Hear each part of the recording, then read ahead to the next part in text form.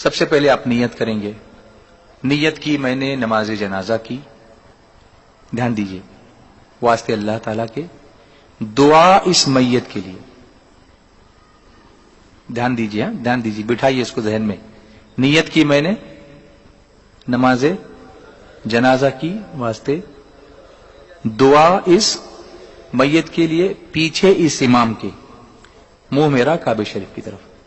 پھر اللہ اکبر کہہ کے ہاتھ باندھ لیں گے. کریے ایسا. اب کیا پڑھیں گے؟ نماز جب ہم پڑھتے ہیں تو کیا پڑھتے ہیں؟ ثنا. پڑھیے ثنا.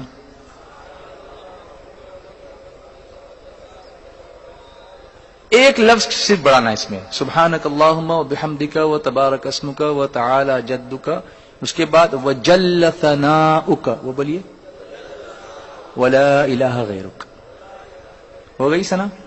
اس کے بعد ہاتھ نہیں اٹھائیں گے, بولیں گے اللہ اکبر. بولیے. اب درود ابراہیم جو ہم نماز میں پڑھتے ہیں وہ تو سب کو یاد ہوگا ہی. التحیات کے بعد اس کو پڑھیے.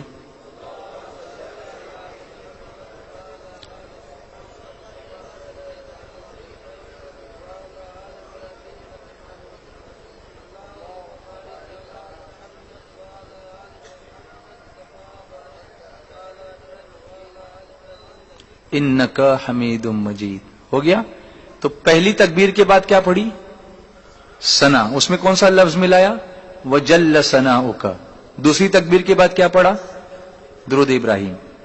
تیسری تکبیر بولیے اللہ اکبر. اب نماز جنازہ کی دعا پڑھنی ہے.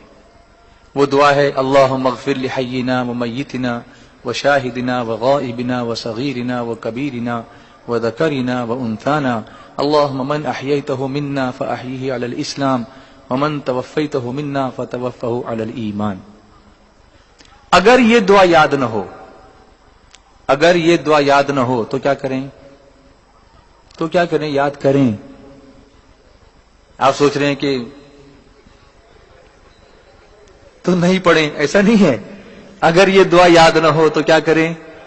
یاد کریں. جب تک یاد نہ ہو اس وقت تک ایک طریقہ ہے کہ دعا کی نیت سے سورہ فاتحہ پڑھیں.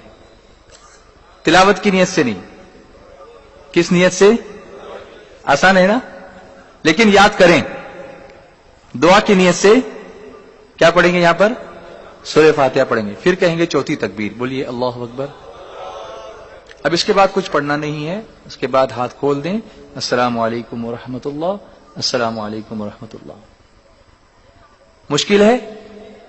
کبھی اپنے بچے سے پوچھا آپ نے؟ کبھی پوچھا کہ بیٹا تجھ کو نماز جنازہ آتی ہے؟ میرے مرنے کے بعد پڑھ سکے گا کہ نہیں پڑھ سکے گا؟ آخرت کی کچھ فکر کر رہے ہو کہ نہیں؟